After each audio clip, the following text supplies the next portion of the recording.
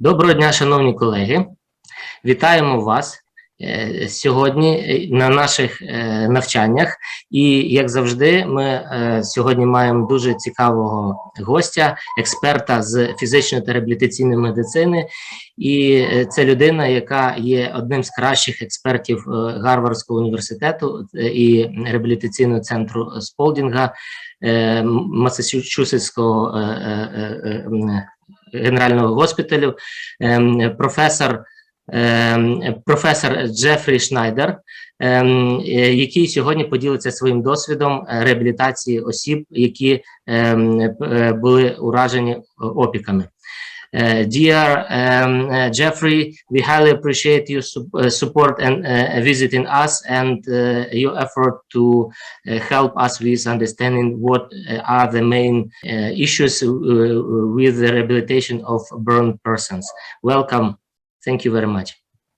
Thank you, Dr. Kolesnik, for the very kind introduction. And it's my sincere honor to be able to speak with you today, given everything that's going on in the world, in your home country. It's a privilege for me.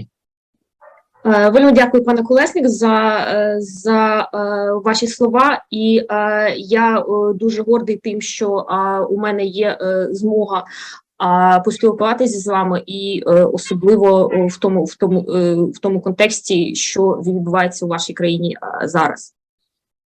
So we'll get started. Отже, ми починаємо. I wanted to talk to you about one of the first events that I saw when I was training as a resident. There was a very large fire at a nightclub in a neighboring state. Я хотів би обговорити з вами той випадок, з яким ознайомився я під час своєї резиденції як лікаря. І у нас в штаті, що межує з нашим, була велика пожежа у нічному клубі. This was my introduction to caring for people with burn injuries. This was the deadliest fire in the United States in over 50 years, and it's what got me interested in taking care of this population. І я вперше ось в рамках цього випадку став надавати медичну допомогу особам, які отримали опіки. І цей випадок був наймасштабніша пожежа, яка відбувалася взагалі в США за останні 50 років. I want to begin by talking about demographics of the population of burn survivors. І тепер я хотів обговорити таку тему, як демографічний зріз у пацієнтах із опіками. And I've tried to make this only the relevant demographics and epidemiology for your experience as well. Я також хочу використовувати тільки актуальні і релевантні для вашої ситуації дані демографії і епідеміології. Here in the United States, like a lot of other traumatic injuries, the large majority of burn survivors are male. В США, як в принципі і в інших країнах світу, більшість пацієнтів із опіками, вони чоловічої статі. In addition, most of the burn survivors tend to be young, with the most common ages between 20 to 40s-year-old. І також основна маса пацієнтів із опіками, вони достатньо молоді, і вік він припадає на 20 до 40 років. This is a representation of people's education level. And you can see here that more than 80% of the population in the United States has less than a high school education. А це діаграма, яка показує рівень освіти серед пацієнтів із опіками, і ви можете бачити, що майже 80% американців мають less than high school. I'm sorry, you said 80%. Over 80%, yeah, less than high school education. І більше 80% пацієнтів мають освіту нижчу за рівень середньої школи. This is a representation of burn etiology. Це графа, яка показує розділення етіологій, пов'язаних із опіками. In our experience, a little less than half of the population experience a fire or flame as the cause of their burn. І виходячи з нашого досвіду, менш ніж 50% пацієнтів вони отримують опіки в результаті при контакті з відкритим вогнем. About 1/3 of people have a scald injury, which is a burn from hot liquid. А одна третина отримують опіки від ошпарення.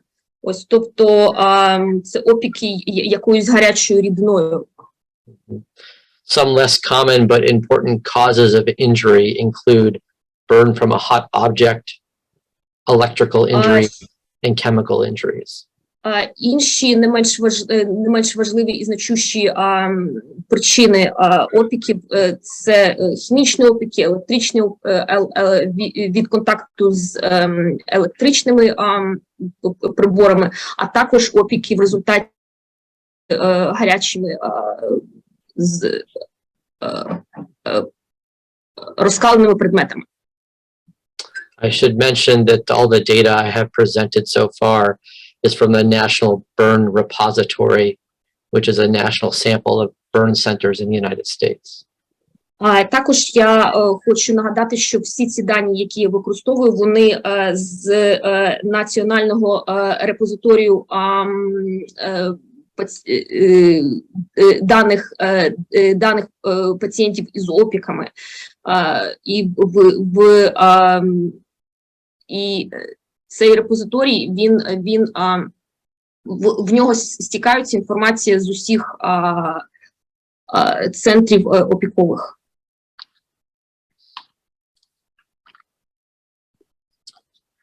This is a graphical representation of the changes in mortality rates of adults and children over the past 70 years here at a major center in the US. Ці графи, вони відображають зміни в рівні смертності серед як дітей, так і дорослих. І ці дані, вони зібрані за останні 70 років в США. The most important trends to highlight are that the mortality rate improved dramatically in the 1970s and 80s and has not changed much since the mid-1980s. І важливо зазначити, що смертність від опіків, вона значно знижилася в період із 70-х і 80-х років, але вона стабілізувалася і значно не змінювалася, починаючи від середини 80-х років. As a result of the excellent care today, most all people are surviving very severe burn injuries. І як результат висококласної медичної допомоги, яку отримують пацієнти із опіками, більшість із них виживає в результаті отриманих травм. This is a risk prediction model developed by a close colleague of mine, Dr. Ryan, to predict mortality in the hospital. А це модель прогнозування ризиків. Ця модель була розроблена моїм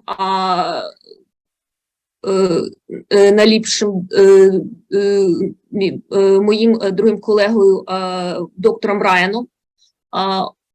І за допомогою цієї моделі можна передбачити, який буде рівень смертності в результаті опіків. This elegant model uses 3 different factors to predict mortality. Ця вишукана модель, вона використовує 3 різні фактори для формулювання своїх передбачень. Age greater than 60. Вік старше 60. Burn size greater than 40%. Ступінь ураження тіла опіками більше 40%. And presence of inhalation injury. А також наявність ураження дихальних шляхів. If a patient has none of those factors, they have a 0.3% chance of death in the hospital. Якщо у пацієнта немає ні одного із цих факторів, то у них шанси померти в лікарні становлять 0,3%. Any one of those factors correlates with a 3% chance of death. Наявність одного із цих факторів, вона дорівнює 3% шанс можливості смертельного ісходу в госпіталі. 2 factors, 33% chance, and 3 factors, 90% chance of death. 2 фактори 33% і відповідно 3 фактори це 90%. This is a very helpful calculation that you can use to consult with other providers and with families at the time of presentation to the hospital. Providers like people suffering from burns. With their families and other providers to counsel surgeons about prediction of their survival. І ця модель може використовуватися на момент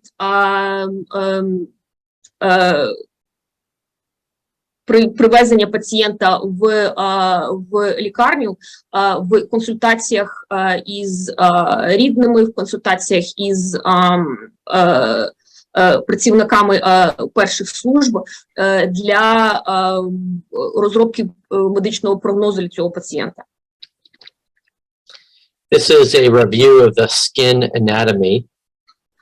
Це система анатомії шкіри. On the left is a cartoon of the epidermal layer. Зліва ви бачите рівні епідермісу зображені. Most important is to remember that the basal layer of the epidermis is required to regenerate the epidermis. І важливо пам'ятати, що базальний рівень епідерміса, він має виконувати функцію регенерації для шкіри.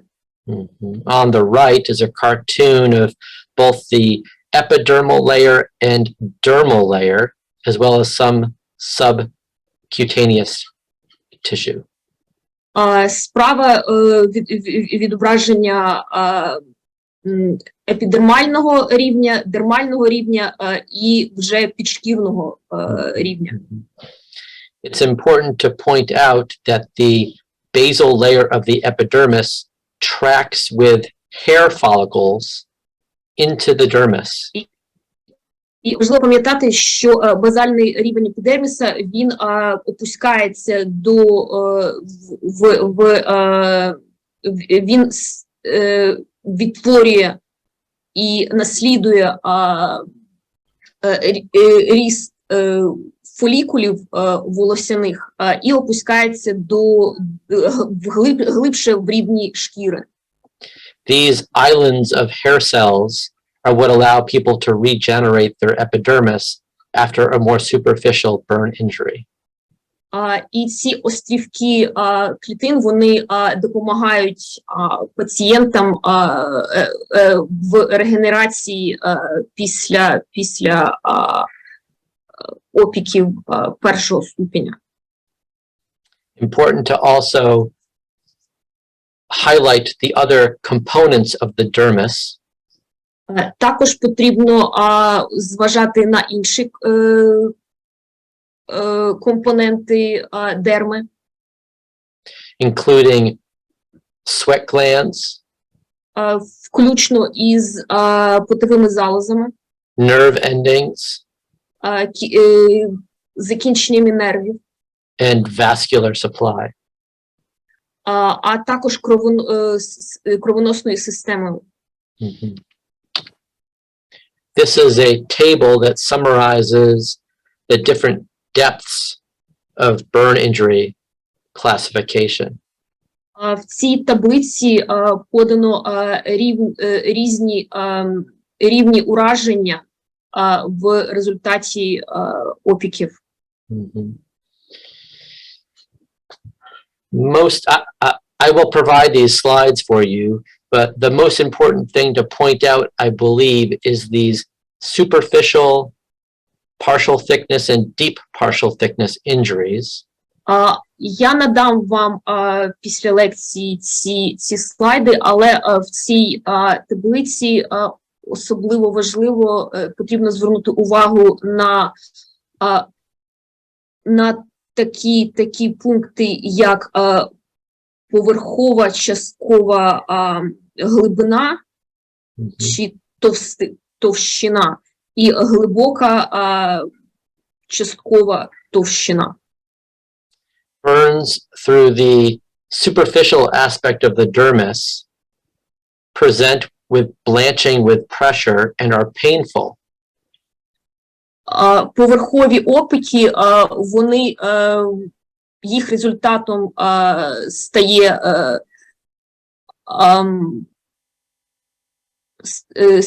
стають видимі пузирці, і вони на дотик болючі. Ці сфери ураження, вони болючі на дотик. Because they have an adequate blood supply and the nerve endings are mostly still intact. Тому що ці зони, вони все ще мають відповідний рівень омивання кров'ю, і в більшості випадків нервові закінчення, вони не були уражені. These will re-epithelialize on their own without surgery in 7 to 20 days. І затягування шкірою відбудеться само по собі, спонтанно, протягом 7-20 днів.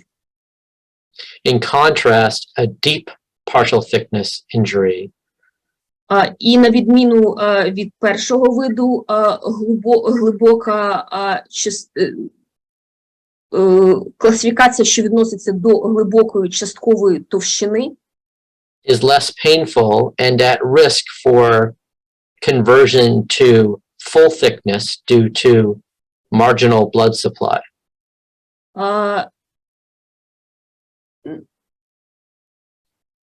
Is less painful and at risk for conversion to full thickness due to marginal blood supply. Болю набагато менше, і є ризик переходу до проросування до повної товщини, тому що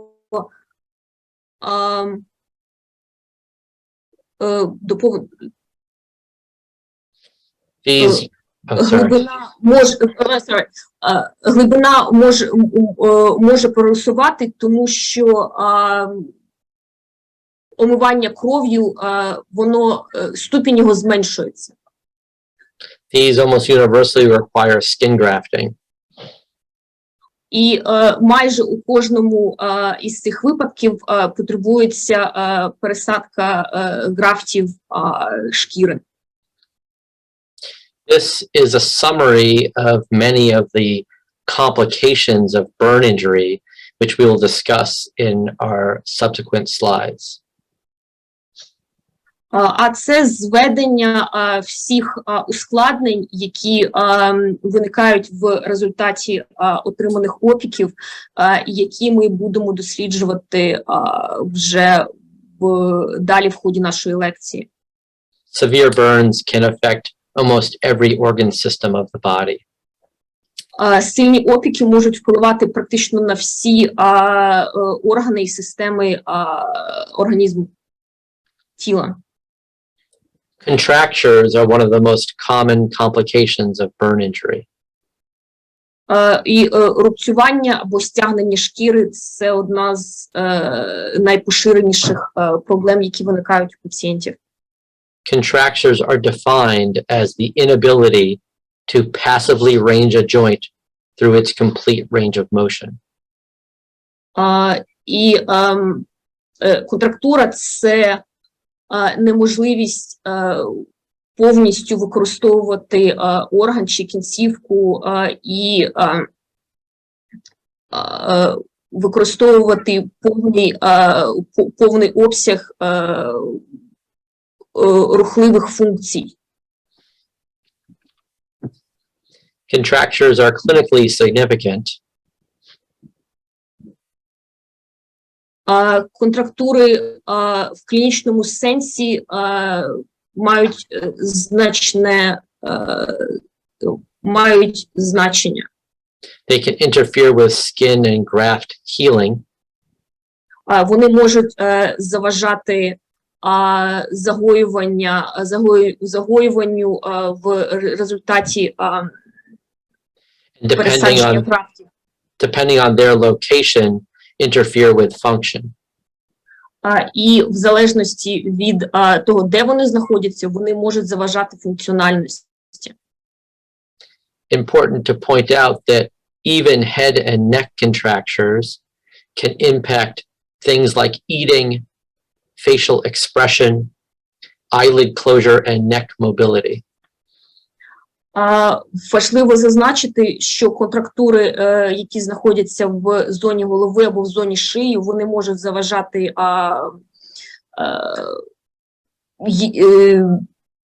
їжі, також емоційному вираженню на обличчі, так як і закриванню і відкриванню очей, а також рухливості шиї. Contractures are caused by a combination of two main factors, immobility and tissue damage. Контрактури виникають в результаті двох факторів. Це імобільність, відсутність рухливої функції, і ураження тканин. Immobility is often caused by positioning in the intensive care unit when patients are chemically sedated. І імобілізація, вона виникає в основному тоді, коли пацієнт знаходиться в реанімаційній палаті, і він знаходиться під впливом ліків, і його тіло займає певну позицію. In addition, the positions which are most comfortable in avoiding pain often are ones that may lead to contracture. І також пацієнт може займати ту позицію, яка більш комфортна для нього, в якій він не відчуває стільки болю, і це теж може бути результатом контрактур. Especially if those painful joints are not mobilized.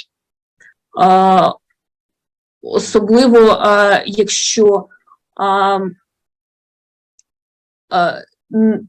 не імобілізовані згини кінцівок. By definition, all burn patients have tissue damage to their skin and often other associated tissue damage from trauma. Всі пацієнти з опіками мають ураження шкір та інші асоційовані ураження тканин. Burn scars that cross joints are at increased risk for contracture. Рубці, які перетинають суглоби, вони they lead to contractions, more at risk. Sorry, could you repeat that?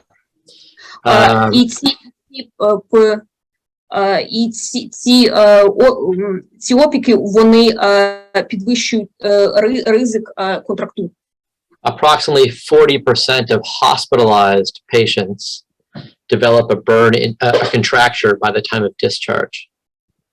І практично 40% пацієнтів із опіками на час виписки із медзакладу у них розвиваються контрактури.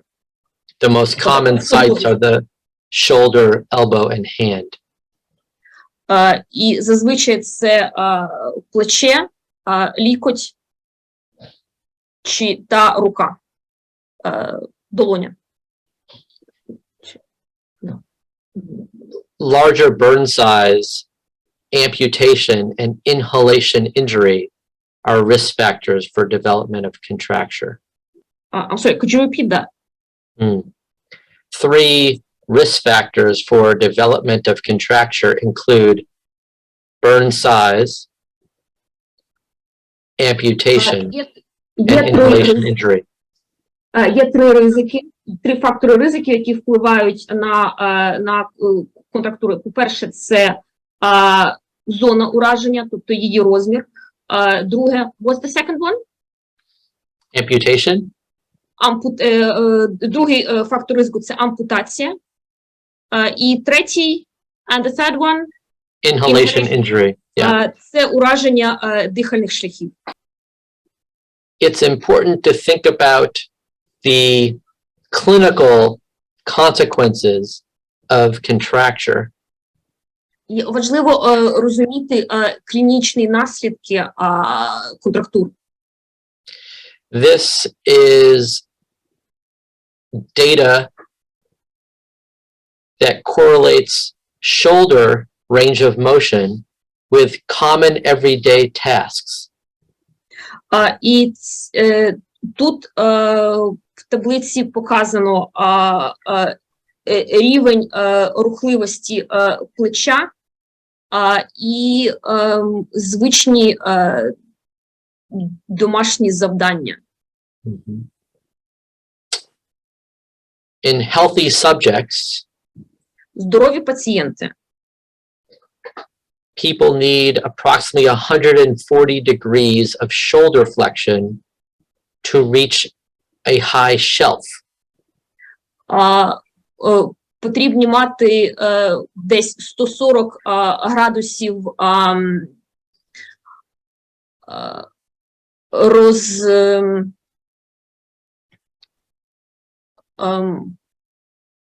десь 140 градусів об'єму для того, аби дістатися, наприклад, полички. 135 degrees are needed to comb one's hair. А 145 градусів потрібно для того, аби причесати собі волосся. 110 degrees to turn a key or unlock a door. А 110% для того, аби повернути ключ і відкрити двері, відчинити двері. This type of information is helpful in guiding interventions and picking target goals.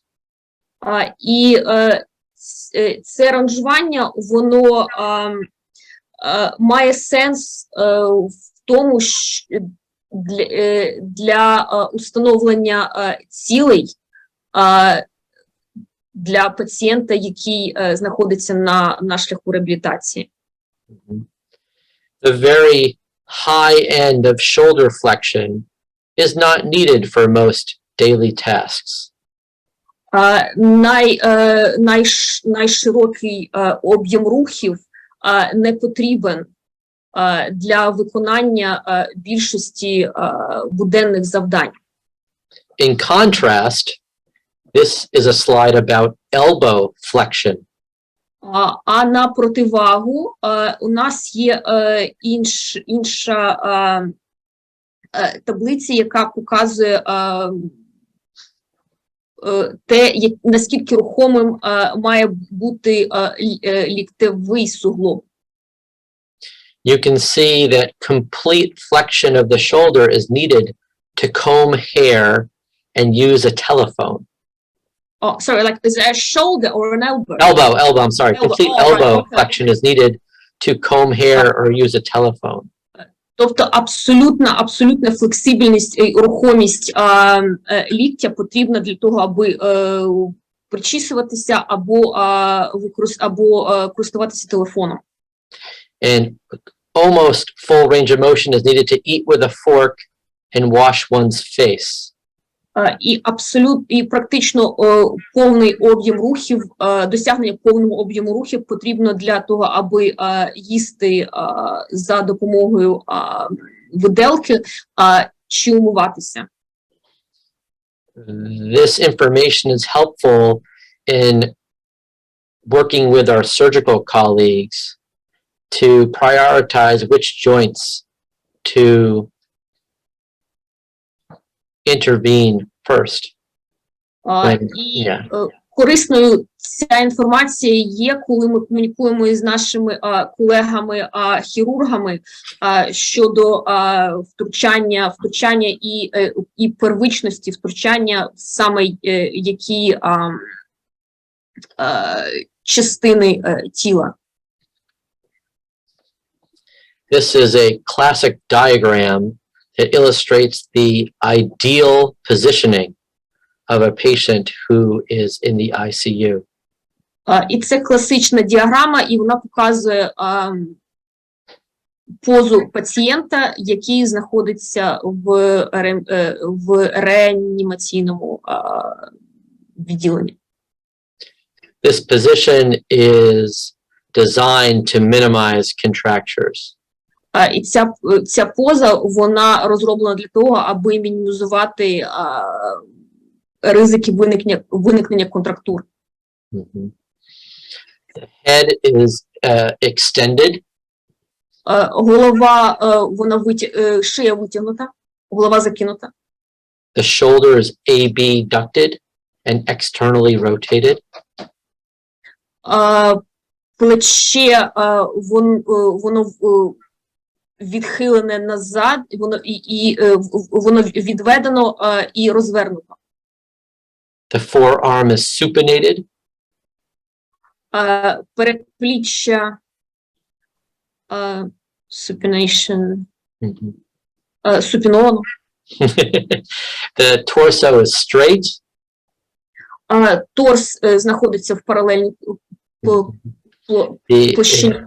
The knees are extended and the ankles are dorsiflexed. Коліна, вони випрямлені, і є дорсифлексія стоп. The treatments for contracture include range of motion. І лікування конструкції, воно відбувається через повторення певних рухів. However, range of motion exercises are limited to usually the assistance of a therapist and the time they have to spend with you. Але ці рухомі вправи, вони обмежені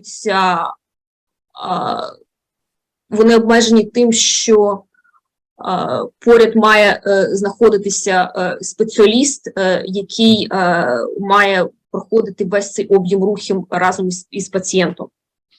Sustained stretch is provided by splinting and serial casting.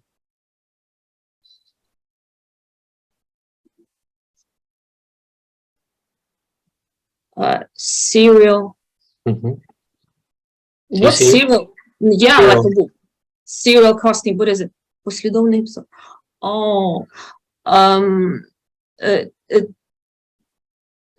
Також має відбуватися послідовне кастування і гіпсування. We reserve surgical intervention for patients that have not received adequate response to conservative treatment. І ми залишаємо вже методу хірургічного втручання для пацієнтів, які не змогли позитивно відреагувати на більш консервативні способи лікування. This is some published data from our own center, a inpatient rehabilitation hospital. Це дані із нашого медзакладу, і вони відображають дані пацієнтів стаціонару із опіками. This is a small group of patients with burn injury that were treated with rehabilitation and no surgery. Це невеличка група пацієнтів із опіками, які отримали лікування реабілітаційне, і у них не було втручання хірургічного. We measured joint motion. Ми виміряли об'єм рухів в суглобах. At rehabilitation hospital admission and discharge. По-перше, на час прийому до медзакладу і вже потім на час виписки. We categorized the severity of range of motion impairment by taking, go ahead. І ми провели категоризацію об'єму рухів. By taking the normal range of motion and dividing it in thirds. Тобто ми взяли за основу нормальний об'єм рухів і розділили його на третини. On the right, you can see that most patients improved by one severity level, or 1/3 of the normal range of motion. І справа в графі ви бачите, що більшість пацієнтів, вони поліпшили свій стан на третину від нормального стандартного об'єму рухів. A few patients improved by 2 severity levels, and some patients didn't improve at all, but no one got worse. Деякі пацієнти, вони поліпшили свій стан на 2/3, деякі не змінили свій стан взагалі, але ніхто із пацієнтів, але стан ні одного з пацієнтів не погіршився. Absolute indications for splinting include patients who are not compliant with positioning and exposed tendons or joints. Показаннями для ортозування є пацієнти, які не виконують вимоги щодо позиціонування кінцівки, або такі пацієнти, у яких оголені суглоби або зв'язки, ураження. Hypertrophic scarring is another common complication. І гіпертрофічне рубцювання – це ще одна проблема пацієнтів. It presents 1 to 3 months after a deep injury. І воно починається від 1 до 3 місяців після глибокого ураження. It initially has an angry appearance, a red, raised and rigid skin. І спочатку з'являються гострі його ознаки, тобто це почервоніння, набрякає шкіра, шкіра стає грубою. It matures over the span of 2 years and can affect function and appearance. І такі рубці, вони визрівають протягом 2 років, і вони впливають як на функцію, так і на загальний вигляд. On the right is a hand that has an acute appearance of that red, angry look. І справа ви можете бачити ось саме цей гострий період на фото руки. This man's neck, you can appreciate, has the thick scarring appearance that likely affects his motion of his neck. А у цього пацієнта на фото ви бачите товстий шар рубців, які певно, що впливають на рухливість шийного відділу. Compression garments are a common treatment for hypertrophic scars. І в основному використовуються компресійні засоби для лікування цього типу опіків. 25 to 30 millimeters of mercury is enough pressure to occlude capillaries. 25 і 30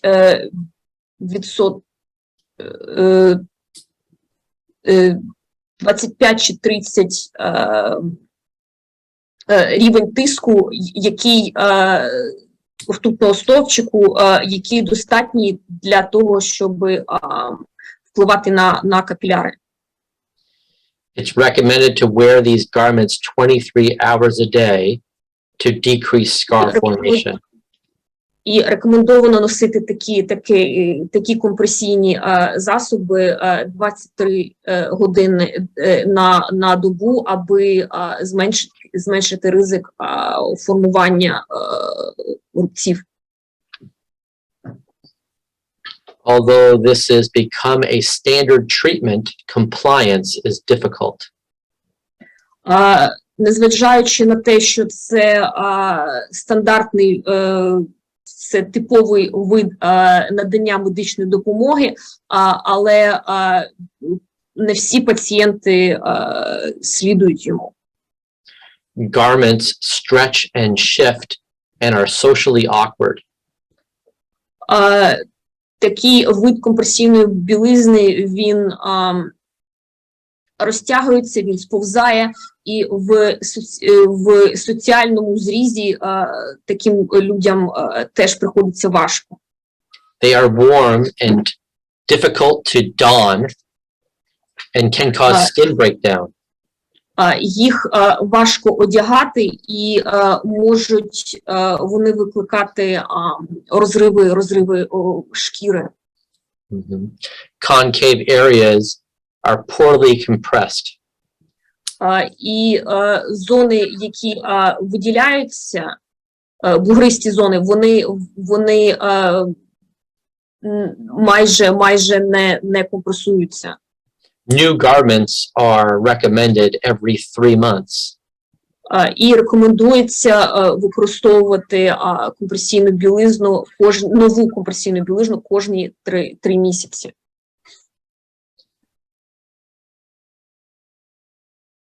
A number of studies have raised questions about the efficacy of this treatment. І вже є низка досліджень, яка піддає сумніву дієвість такого виду лікування. Two randomized controlled trials done over 20 years ago found no difference with controls.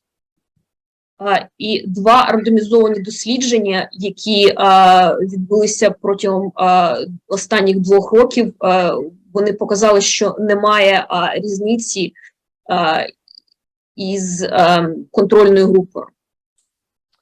Observational study done a little over 10 years ago found benefit.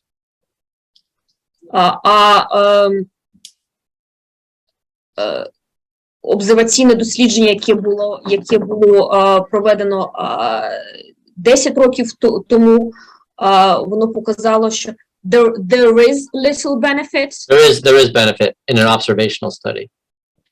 Показало, що такі є позитивні здвижки у ході використання цих засобів. Some other treatments have shown benefit. І інші види лікування також показали позитивний результат.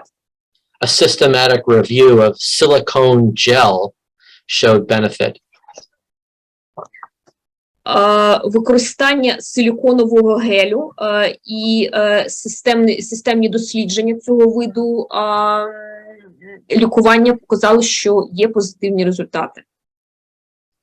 There is less good evidence about the benefits of steroid injections and scar massage.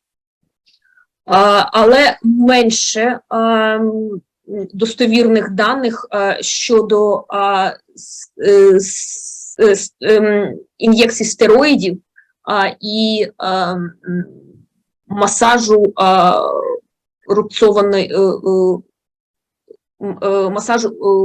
рубцованих тканин. Heterotopic ossification is an unusual complication of burns. Гетеротопічна осифікація – це рідкісний вид проблеми, яка виникає в результаті опіків. It's clinically important, and it represents the abnormal calcification in soft tissue.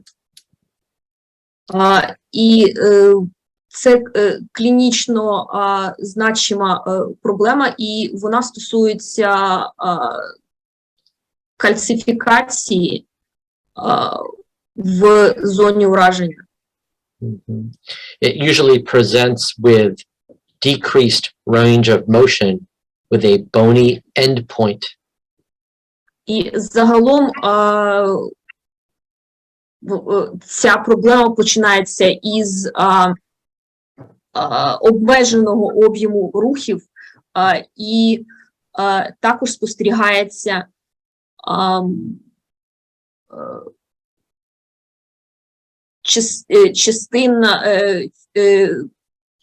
частина, яка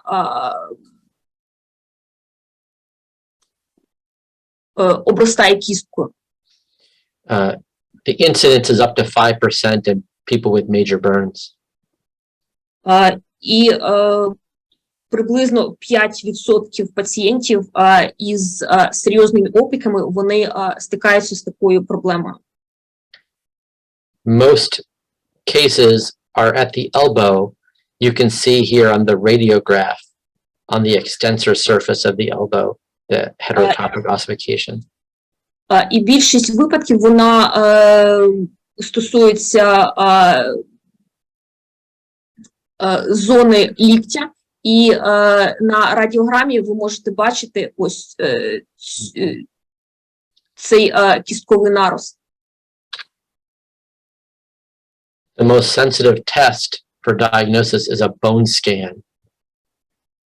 І найліпший спосіб діагностування це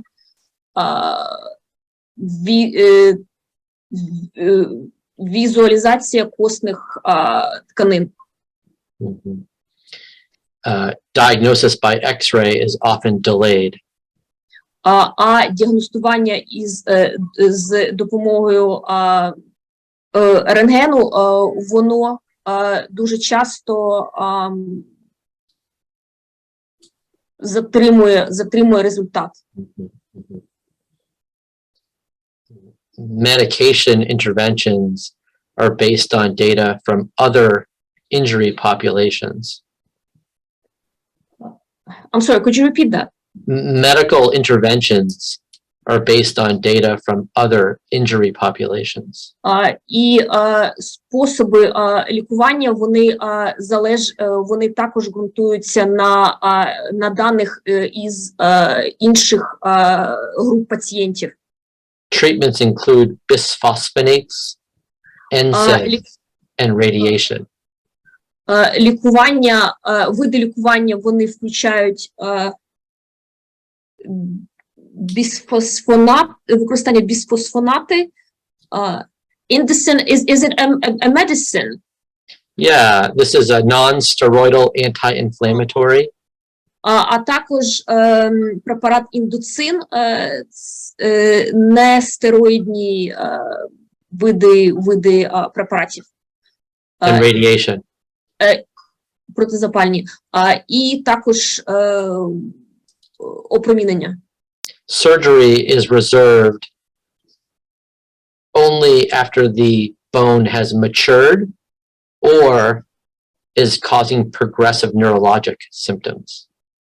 І хірургічне втручання відбувається тільки після того, як кістка вже визріла, або ж у пацієнта спостерігаються прогресивні нейрологічні симптоми.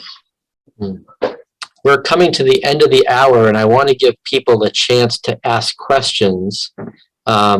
I didn't get to go through all my slides, but I'd be happy to come back another time if it's helpful. But I wanted to open it up for questions at this point.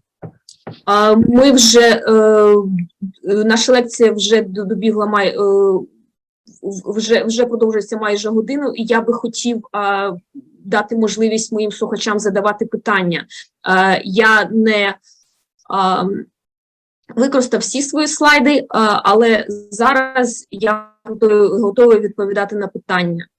Дякуємо, Джефрі, за вашу лекцію.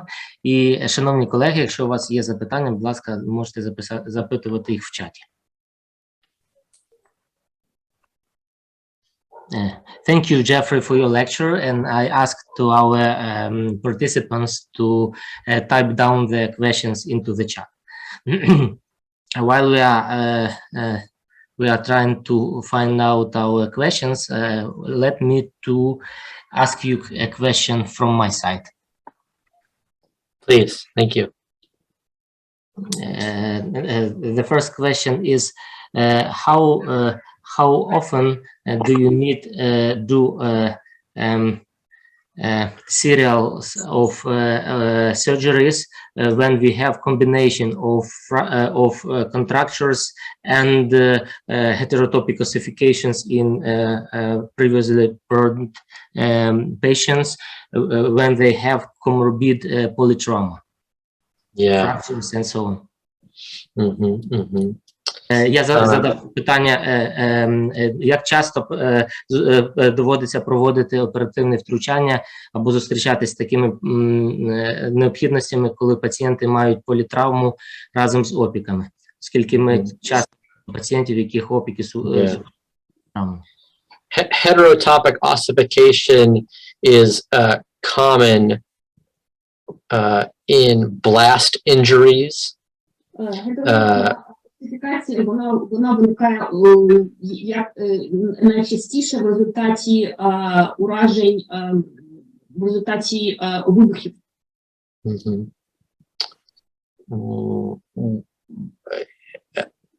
I have a colleague who studies this in the lab, and his preferred treatment is use of non-steroidal anti-inflammatory drugs. Мій колега вивчає цю проблему, і він працює в лабораторії, і на його думку нестероїдні протизапальні препарати. Clinically, we monitor the heterotopic bone every few months with serial X-rays. І зазвичай ми проводимо моніторинг кості every few months, кожні декілька місяців. With X-rays, is that what you said? Mm-hmm. За допомогою рентгену.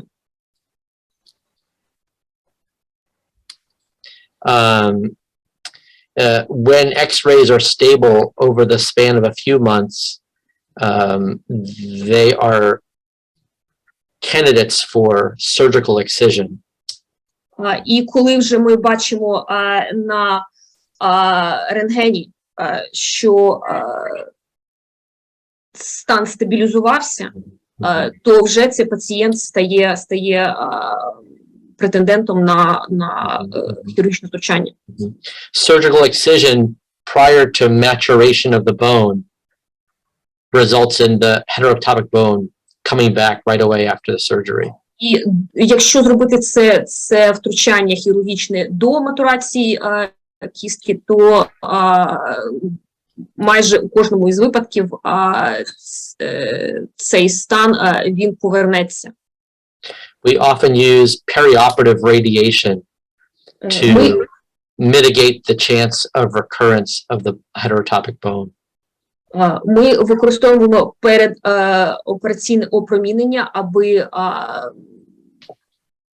упередити виникнення знову цього стану. Thank you, Jeffrey, for your answers.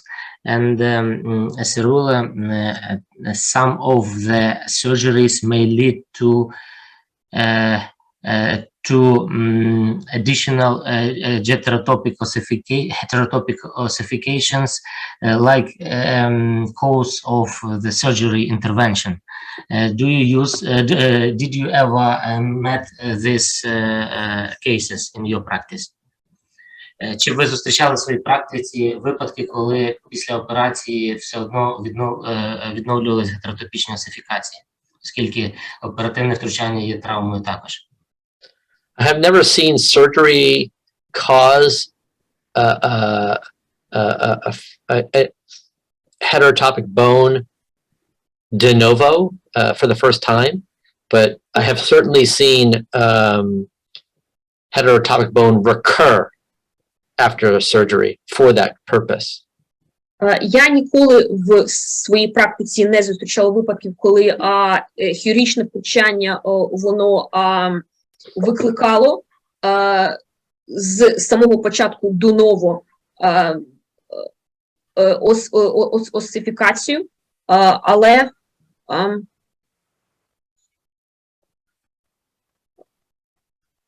такі but these cases happened after the surgery. They can recur after excision of the heterotopic bone. They can recur. Але такі випадки можуть мати місце після хірургічного втручання в кістку. Рецидив. Може бути рецидив. Thank you for your answers. And we have two questions from our participants, from Timofey Shitikov, and he is asking, I will read it in Ukrainian, and after that, Ola or me will translate, okay?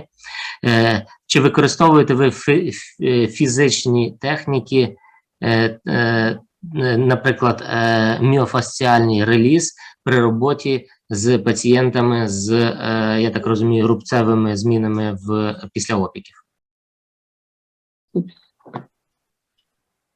Do you use myofascial release techniques when you or your team members, rehabilitation team, works or intervene with post burn scars? Yes, I think although there's not a lot of good scientific data behind that, anecdotally, both from the therapists I work with as well as from patients, experience benefit from myofascial release and other myofascial techniques. Відповідь так, але немає достатніх, в принципі, наукових підтверджень такого підходу, але є певне сарафанне радіо, коли пацієнти і спеціалісти самі говорять про те, що є позитивні результати від міофасціального масажу і технік. Thank you. We have another question from the same physician.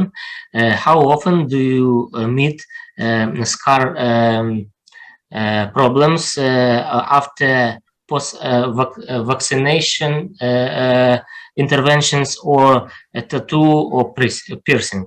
Як часто ви зустрічаєтесь з рубцевими ускладненнями після поствакцинальних ін'єкцій, татуажа або пірсингу?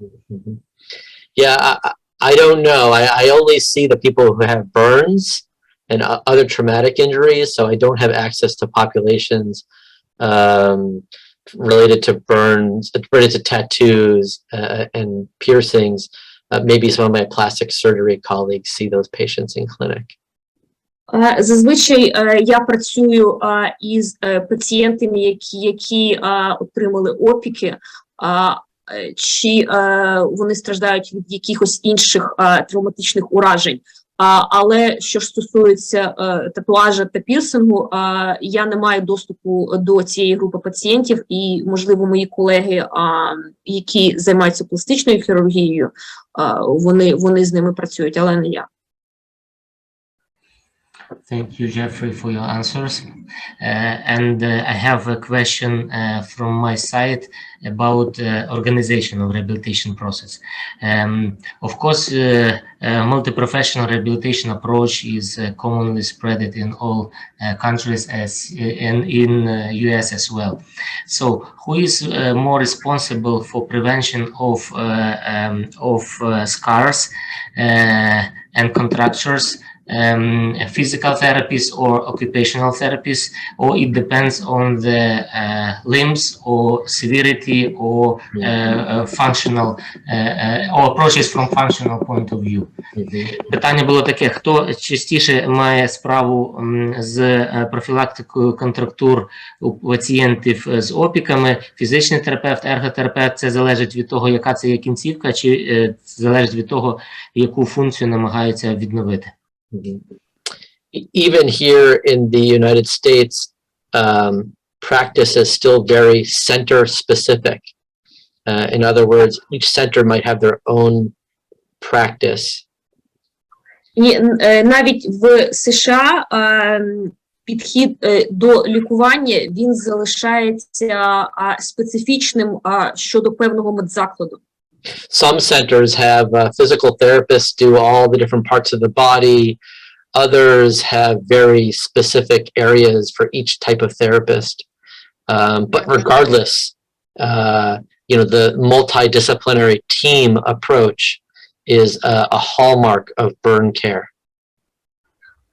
І деякі медзаклади, вони можуть виділяти особливу роль фізичному терапевту, який займається всіма, наприклад, ділянками тіла, або ж він може фокусуватися на певних ділянках тіла. Але можна сказати, що мультидисциплінарний підхід – це основна ознака і особлива характеристика підходу до надання медичних послуг пацієнтам із опіками. Thank you for your holistic answers. And if you don't mind, one more question. course. When we have patients with burns, especially in ICU, the first days with pain, and some of comfortable positions, as you have told about this, may lead to contractures. So how to prevent unpleasant feelings of patients and keep good positioning of patient, because the most of medications has a lot of side effects. Or you use some physical modalities like gels or cold for prevent abuse of drugs. Питання було таке, оскільки пацієнти перші години мають дуже сильний біль, перші дні після опіку мають дуже сильний біль, а ми маємо надавати не зовсім зручні положення для профілактики контрактур. І як з практики американських колег відбувається контроль цього болю, оскільки застосовувати постійно медикаменти ми не можемо в зв'язку з побічними ефектами. І що вони роблять для цього? Чи застосовують якісь гелі, чи застосовують якийсь холод або інші фізіотерапевтичні засоби? Yeah, there's always a balance between the risks and benefits of these different treatments that we provide. Має бути завжди баланс між тими перевагами в ході лікування, а також ризиками в ході того ж лікування. I'd say we increasingly are understanding the negative consequences of chemical sedation long-term and opioid use. І ми вже починаємо розуміти все більше і більше, наскільки негативно впливає хімічна седація пацієнтів на його здоров'я, а також використання опіоїдних препаратів. We work very closely with our surgical colleagues to prioritize the functional goals of our patients during their ICU stay and beyond. І ми тісно співпрацюємо з нашими колегами із реанімаційного відділення, аби виробити найліпший підхід до стабілізації пацієнта як в самому реанімаційному відділенні, так і поза ним. This includes minimizing sedation, utilizing non-opioid pain medications. І це включає зниження використання седації пацієнта і використання меншої кількості опіоїдних препаратів. It also includes bringing therapists to the operating room to arrange their joints under anesthesia. І також ми допускаємо фізіотерапевта до пацієнта в реанімаційному відділенні, який би тоді міг проводити вправи із розширення об'єму руху із пацієнтом, поки він знаходиться в седації. There's also good information that early mobilization in the ICU is of a lot of benefit. І є дані, які підтверджують той факт, що рання мобілізація в реанімаційному відділенні, вона приводить до вельми позитивних результатів. Thank you for your answers. And do you use, or maybe your surgeons use local anesthetics? But we know that like in opioids, they have resorptional action too, and may lead to intoxication patient as well. So do you or your colleagues use some other coverings to help patients to relieve their suffering from pain? Чи застосовують вони в своїй практиці локальні анестетики, але ми знаємо, що вони також, на жаль, мають резорптивну дію і можуть смоктуватися, давати побічні дії, і чи як альтернативу використовують гелеві пов'язки або інші способи немедикаментозного знеболення для того, щоб допомогти пацієнту легше переносити біль. We don't use a lot of injectable anesthetics or nerve blocks. Ми не використовуємо велику кількість ін'єкційних анестетиків або блокаторів нервових закінчень. But you know, it's a good idea. They also have you know, issues of skin integrity due to their burns. Also influences our decision about putting extra needles into the body. І також ми стараємося цього не робити із інших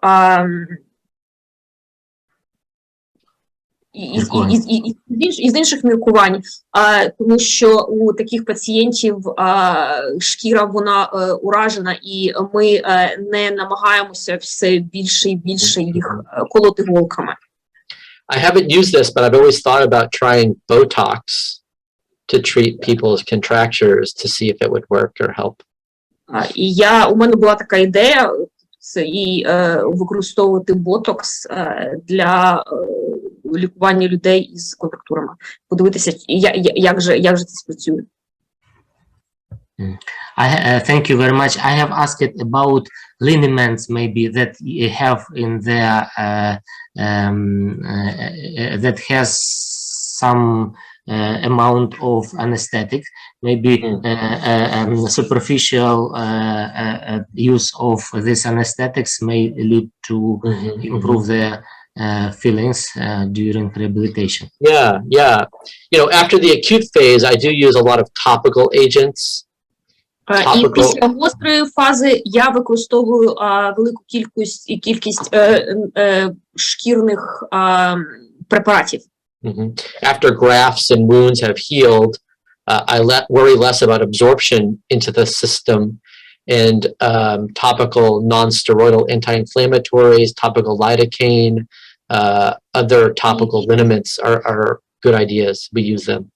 І після того, як вже відбулось загоєння і шкіри, і графтів, то я вже не хвилююся не так переживаю про смоктування препаратів, і ми вважаємо, що нестероїдні протизапальні препарати і гелі – це хороша ідея.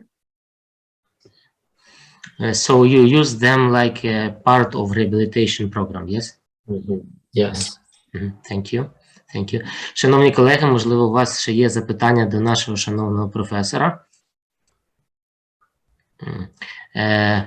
As I can see, we have no questions. No more questions. No more questions right now.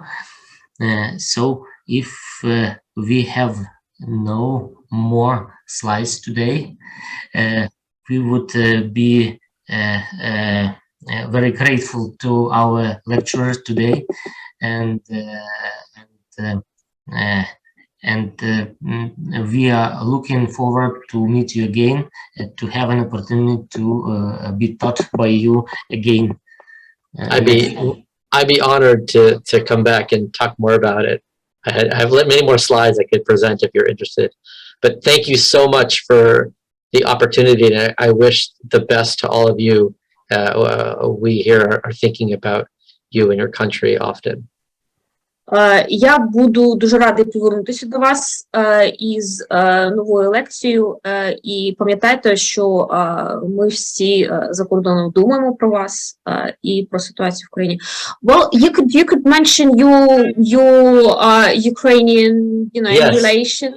We have more people here, so you can talk to the audience. I should mention that my family immigrated here from Odessa a little over 100 years ago. So I have a І blood connection to the. хочу сказати, що до України в мене особливе ставлення, тому що майже 120 років тому назад мої предки, вони емігрували із Одеси. Ось, і в мене я майже зв'язаний кров'ю з вашою країною. Thank you very much.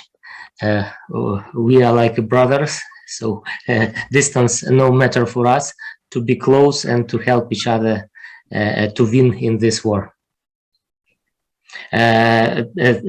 Хочу подякувати також від нас усіх Всесвітньої організації охорони здоров'я, Українському Міністерству охорони здоров'я, Європейській міжнародній асоціації фізичної реабілітаційної медицини, а також медичній школі Гарвардського медичного університету за те, що сьогодні ми мали змогу продовжувати вчитися у кращих експертів. І сьогоднішня наша тема по опіках, я думаю, була дуже корисна нашим колегам з практичної точки зору. Запис буде доступний на відомих вже вам ресурсах RehabHubUA, а також Українського товариства фізичної реабілітаційної медицини. Отже, слідкуйте, коли вийде запис.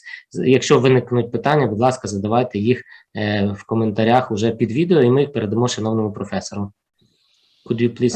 So he has thanked all of the stakeholders and all of the donor organizations, including the WHO, the Ukrainian Ministry of Health, the European Rehab Network, the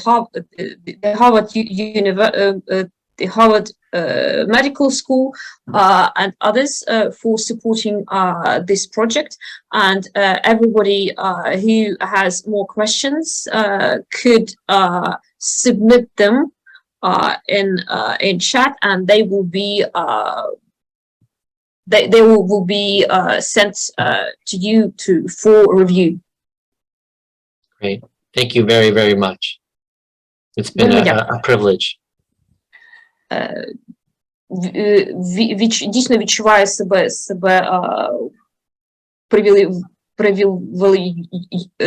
особливим, маючи нагоду спілкуватися з вами. Thank you very much, dear Jeffrey. Looking forward for new meetings, and glory to Ukraine, glory to USA. Have a nice day. Thank you very much. Шановні колеги, дякую вам за увагу, за активність і до нових зустрічей. Слава Україні! Героям слава!